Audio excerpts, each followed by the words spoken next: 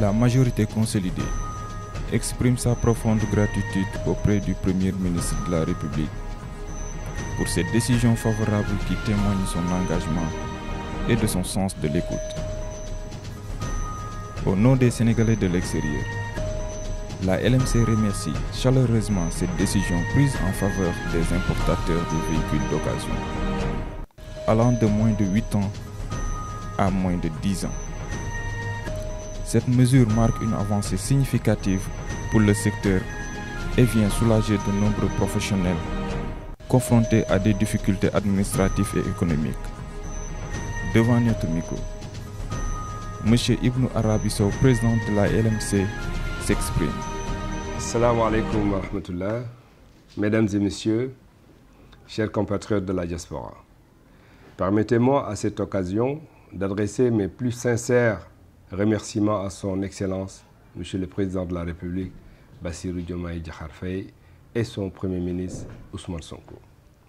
pour la décision éclairée et hautement appréciée de prolonger la période d'importation des véhicules. Cette mesure, au-delà de sa portée économique, est un véritable signe d'écoute, de solidarité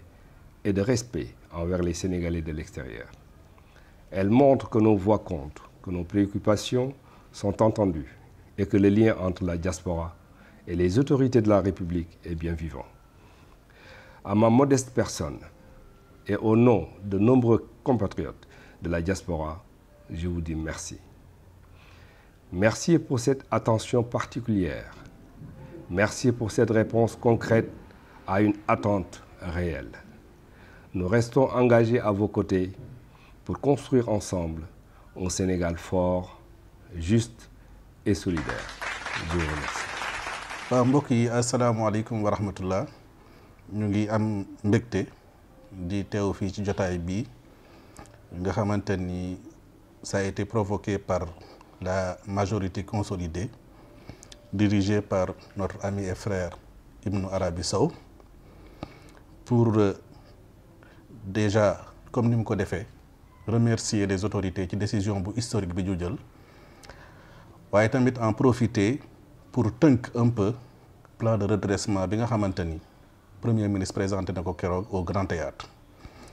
mu nekk plan boo xamante ni da ko présenté en 1 heure de temps, ñu nar ko tënk nag en 5 minutes pour permettre aux Sénégalais fu ñu mënti nekk ñu mën ko comprendre en des termes simples. Donc li ci jiitu mooy man li may njëkk maanaam gërëm li may njëkk rafetlu mooy lii suñu président Bassirou Diomaye Faye wax ni on a fait le choix de la vérité par respect pour le peuple sénégalais waaye tamit par respect pour nos partenaires. loolu moo waral ñoom ñu commencé def la situation de référence du pays, maanaam état des lieux de la situation financière du pays. loolu li ko firndeel mooy audit bi nga xamante ni IGF def na ko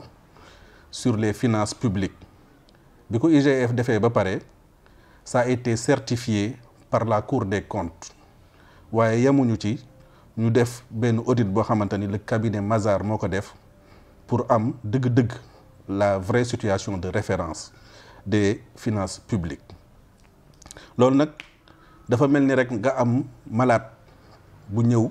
maanaam ci hôpital bi di crise, maanaam malade bi bu ñëwee rek maanaam médecin bi du ñëw commencer di ko defal ay opération ak traitement. li muy njëkk a def mooy stabiliser le malade, xool ba xam constante yëpp normal na pour mën ko defal après diagnostic pour mën ko prodiguer un traitement médical. looloo waral ñoom ñu def diagnostic boo xamante ni daf leen a jural benn proposition d'un plan stratégique tuddee ko SN 2050. plan stratégique boobu nag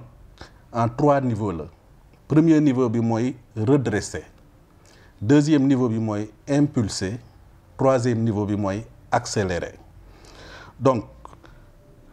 plan de redressement bi nag moom tamit ci ñetti phase lañ koy def. La première phase mooy la réduction des dépenses publiques.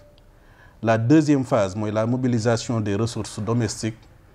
La troisième phase mooy le financement endogène complémentaire hors endettement. boo ñëwee ci bu njëkk bi mooy réduction des dépenses publiques dañu wax ni booy redresser entreprise comme que booy redresser état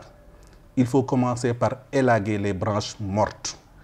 boo fexee ba élaguer les branches mortes nga jëmbat nga suuxataat garab gi mu commencer fleurir ñoom nag loolu lañ def mooy élaguer les branches mortes pour optimiser les dépenses loolu ci ay points li ñu ciy jiitu mooy amélioration de la planification stratégique am benn cadre des dépenses à moyen terme nga xamante ni dañuy am visibilité sur les dépenses publiques waaye am ay indicateurs de performance yu leen di tegtal ba xam objectif yi atteindre nañ ko wala atteindre ñu ko beneen bi mooy la digitalisation de la commande publique loolu day permettre de supprimer les lourdeurs administratives permettre une gestion transparente de la commande publique waaye permettre une optimisation de la commande publique pour éviter les redondances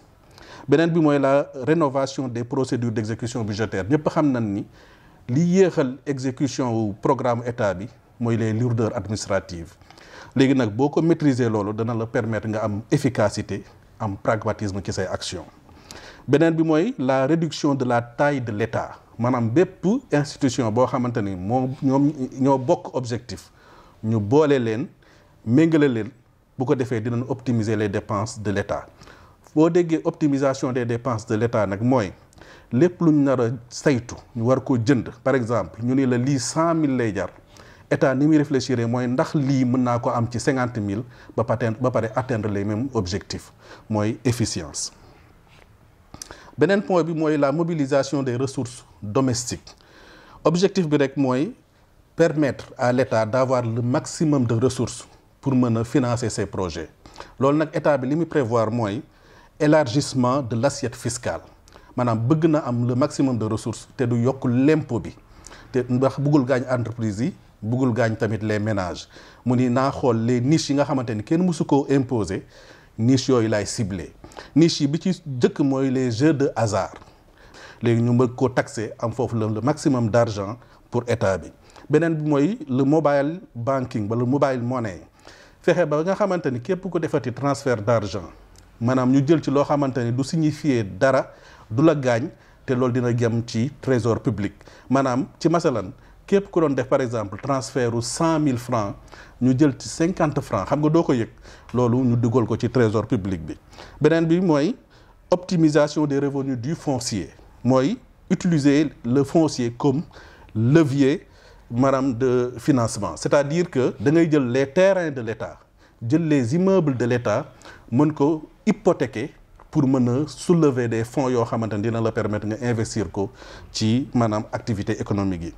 beneen bi les amendes et redevances ñëpp xam nañ ni fi mu toll nii policiers yi alkaati yi et cetera dañuy def ay amendes ak ay redevances man benn jour dama proposé sax ni nañu def de telle sorte que ni policier bu defati amende wala mu def redevance bu dee fekkee ne amende bi 6 000 francs la les 1 000 francs ñu reverser ko directement aux policiers les 5 000 francs ñu reverser ko au trésor public loolu dina permettre ñu lutter contre la corruption ndax bu boobaa moom dootul nag ku ko corrompre ba pare dinañ ko mën a ni ñu koy waxee dinañ ko mën a yokk jom mu mën a liggéeyal réewam ndax dina ci gis boppam beneen bi mooy le recyclage des actifs mooy li ma doon wax sànq actifu état bi xam nga état bi actionnaire la ci état ci entreprise yu bëri état bi day fexe déjà identifier ci yan entreprise la am ay action mu récupérer les dividendes yi mu fa waroon récupérer te daaw ñu ko récupérer beneen bi mooy yeneen entreprise yi nga xamante ni dañoo nekk ci ay secteurs stratégiques te état bi amu fa action mu fexe ba am fa ay action ndax léegi on a des états commerçants foofu la àdduna toll beneen bi mooy la fiscalité environnementale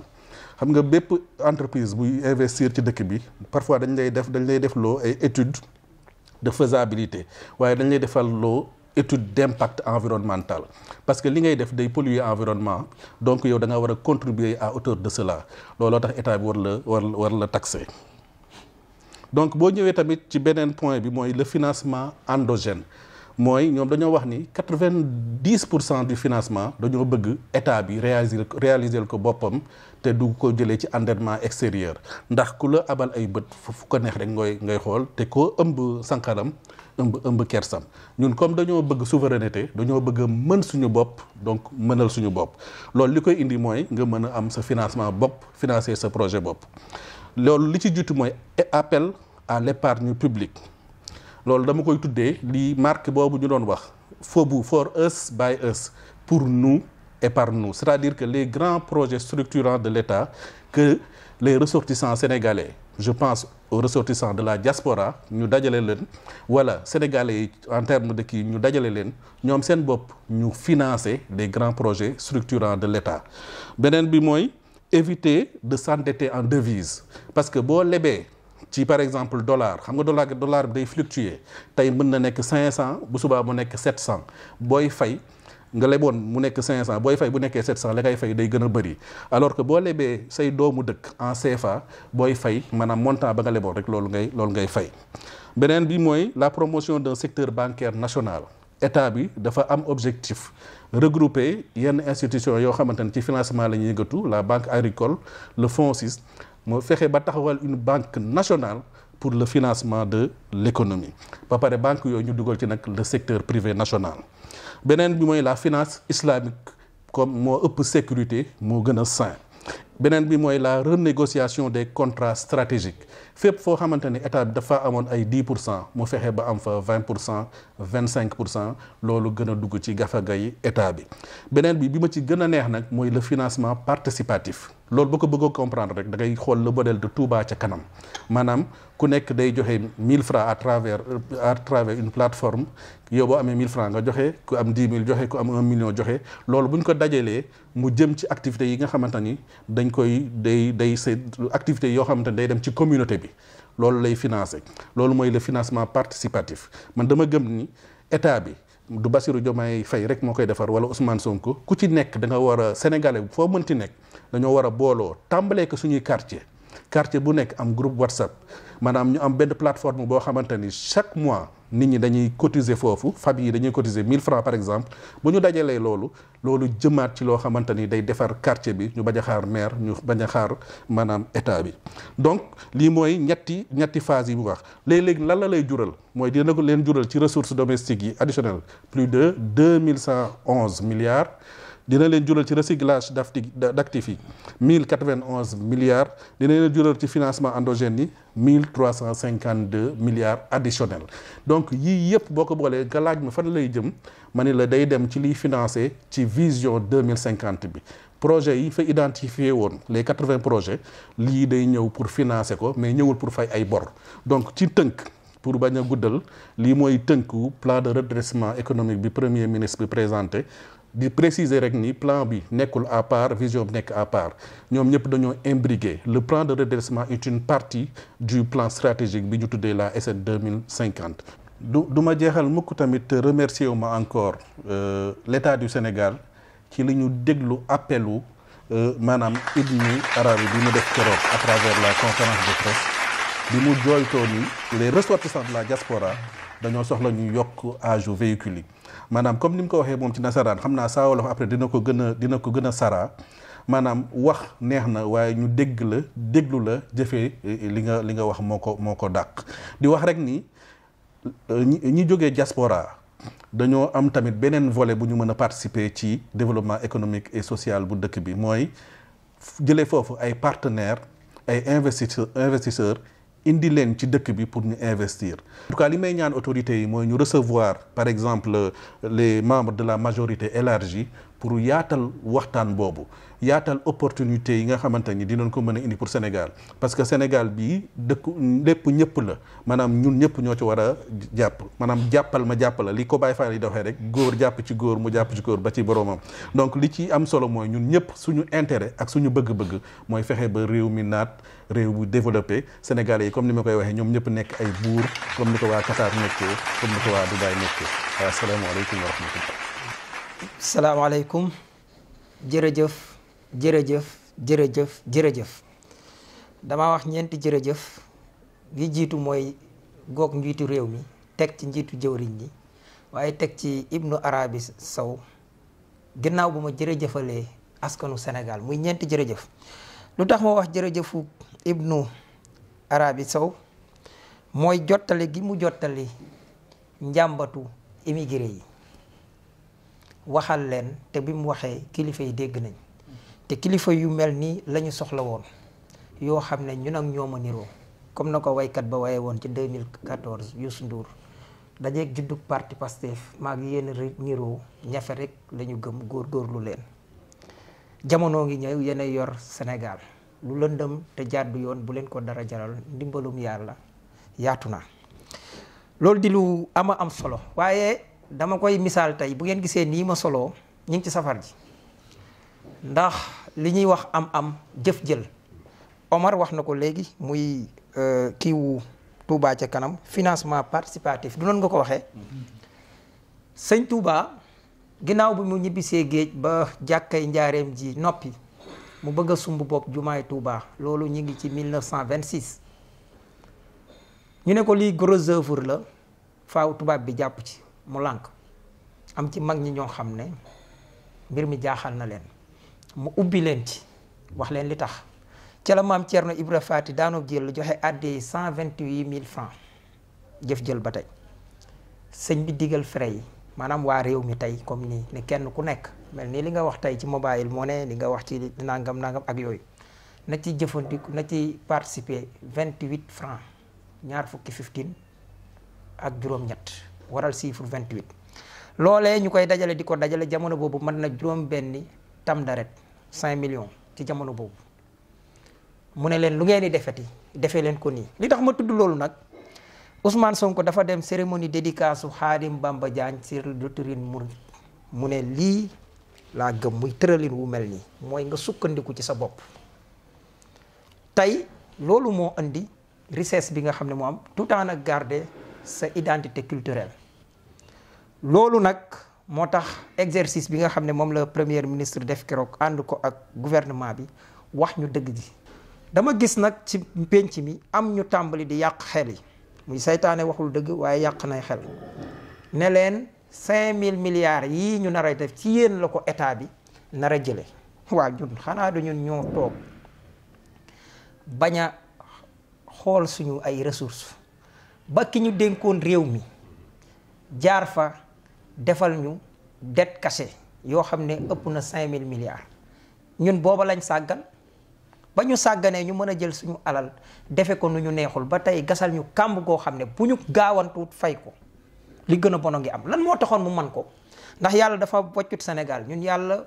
toroxaluñu daf ñoo teral ndax yàlla am réew bu la ko joxee jox la 700 kilomètres de côte jox la terre arable jox la fanweeri ballu mbidaare ak juróom-ñaar dale ko ci jamaa ba ci xorom lépp di ay ressources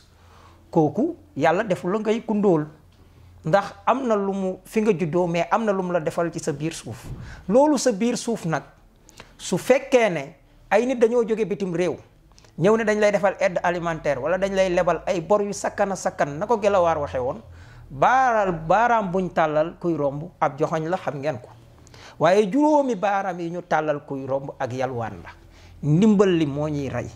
rey na bépp jom ak ngor gu nekkoon ci ñun mu ne suñu njiit yi xool leen ñuy layaam-layaami mel ni seen ñaq bopp la te kat fañ leen koy joxe ña nga ñuy ree kay ndax réew mu am lépp ba pare toog di yalwaan Ousmane ñëw taal xel yi dégg naa ko sànq ci Touba li sëñ bi seede ci moom nga xam ne dafa dëggal la sëñ bi ñaanoon ca Masalik wa maskani salim minal fujaari wa umun ala ahlihi bi maa in jaari la wax waxul tay bi waxul leneen ak leneen autoroute de l'eau tey tàmbali na muy li nga xam ne mooy évacuation bi pour mu évacuer dem ca bassin ya waaye fii ak 2029 tuyau yi war a jóge Lac de Guiers ndox mi di dawaat di ñëw ñu mën koy naan loolu mooy solution wu li nga xam ne mooy mbir mi. gars yi dégg nañu ndey li kon Ousmane xam na jàngoro ji président de la république xam na jàngoro ji ba war koo faj Pape Cheikh nag dafa wax ne cin bu naree neex su baxee dafay xëy waaye yàlla bu fa saay-saay bu bon bi jaar ba xorom ko yàqal ñu ko ñun duñu ko nangu saay-saay yu bon yooyu nag dañuy jaar amuñ fit dañuy jaar ci ay chronoposant ñooñu naan leen gis ngeen xaalis bi ci yéen lañ ko nar a waaw lu tax ba dañ ko jëlee ci ñun ñoo sàggan bañ sàccoon suñu alal mais dañuy fay kenn ku nekk nag dana la ab diir 2 at ak genn wàll la wax ab diir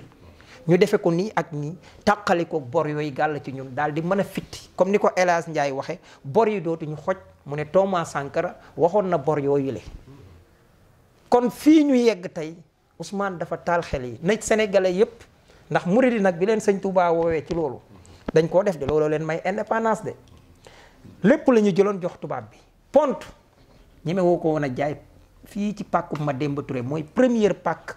Lambaye wala boo xam ne moom la ñuy mën a wax boo xam ne ci diggante ñoom sëñ Bay Cargaan salle de vente ak yooyu mais da nga daan yor dimanche yor ay pont wala nga yor leneen ak leneen doo ko ñemee jaay ci taabal waxuma la ak bitig benn xaasim daal mooy romb nga ne ko sëñ bi am naa lu mel nii de su ko arrangé mu doogu jënd maanaam Sonko ji ay jamono risque la woon nag ragal doonu ko woon def booba nag am na ñu waafoon moo tax tey bu nit ne Diomaye daa baax ma ne ko Sonko la ko gën a xam ñoo la ko gën a xam ndax Sonko ko joxoñ te ñun ñoo ko parrainel kon daal lii yëpp laa doon wax di sant ak a gërëm gor ñii nga xam ne ñoo fi nekk di ay xeltukat ne ci ñi nekk Chine ñi nekk France ñi nekk Amérique maa ngi nuyu Cheikh Diallo xaritu Diomaye xaritu président Diomaye ñu ngi leen di ziar bu baax a baax kon lii la woon di ñaanal ñëpp jàmm ak salaam di ñaanal suñu borom defal ñu ci aw yiw te dëgëralal ñu président de la république mook seexam bi muy Ousmane Sonko yàlla na jàmm yàlla Sénégal jërëjëf